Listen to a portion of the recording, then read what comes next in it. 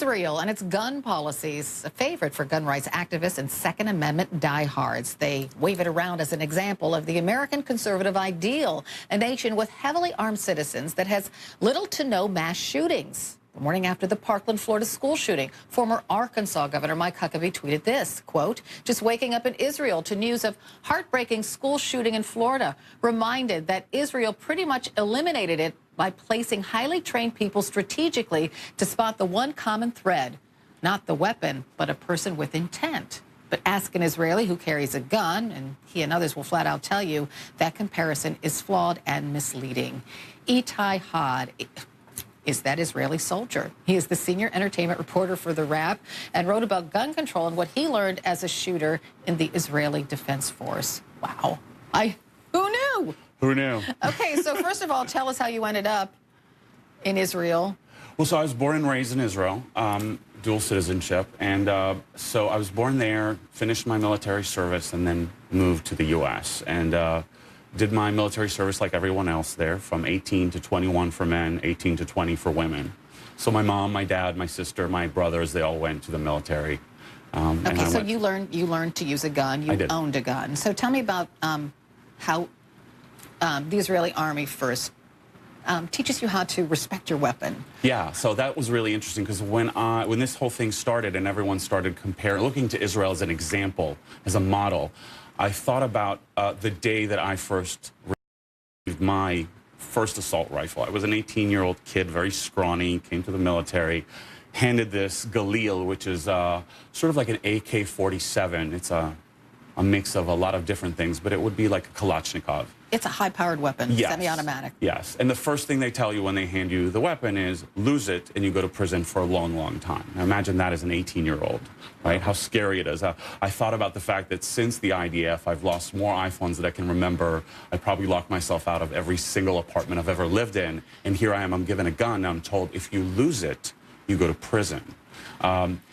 And it's not just that. It's like if you take a step away from your gun, like say you got up and you went to a table to eat something and you just realized you left your gun, that alone will get you staying in the military on your weekend, which is almost like a death sentence. So that would invoke punishment. Yes, so you have to carry that weapon with you, be aware of where it is at all times. At all times. You couldn't even go to the bathroom without your weapon. And why was that? Why was that required? Because they wanted you to know that if you lose this weapon, chances are it'll end up in the hands of terrorists. And that does happen a lot in Israel. So you have to be very, very careful about where you leave your weapon, because it could actually hurt other citizens if you don't. So there's a very sort of serious way of looking at a weapon, understanding what this weapon can do, and that's why I think Israel doesn't have the same issues that you have here, despite the fact that they're right. The right is absolutely right about the fact that when you go to Israel, if you walk down any street, you will see lots of people carrying a gun, usually people in the military service.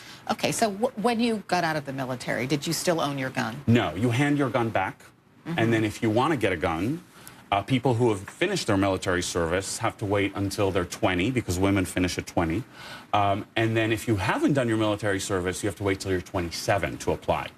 And you have to go through a lot of hoops to get a weapon. And forget about an assault rifle. The best you can hope for is one pistol. So only if you're military, former military, can you own something more powerful than a pistol? You probably wouldn't even then be able to own it. So it's a very rare that you would get anything other than a pistol, and only if you can really prove that you need it for protection, and you have to bring a note from the doctor saying that you're okay, and you have to go through training and all of that. So why is Mike Huckabee saying this then? That he feels more comfortable there because everybody has a gun in Israel? Because it's interesting. You go to Israel and you do see a lot of guns, but if you're not aware of the fact that these are all soldiers, even the people who are wearing civilian clothes are probably soldiers off duty, then you don't realize that if you're a regular citizen, you can't get a gun in Israel. It's very, very hard. Okay, so the difference, you know, the way you're taught to respect your gun in Israel, and I've written op-eds on this, I don't believe that many Americans respect their guns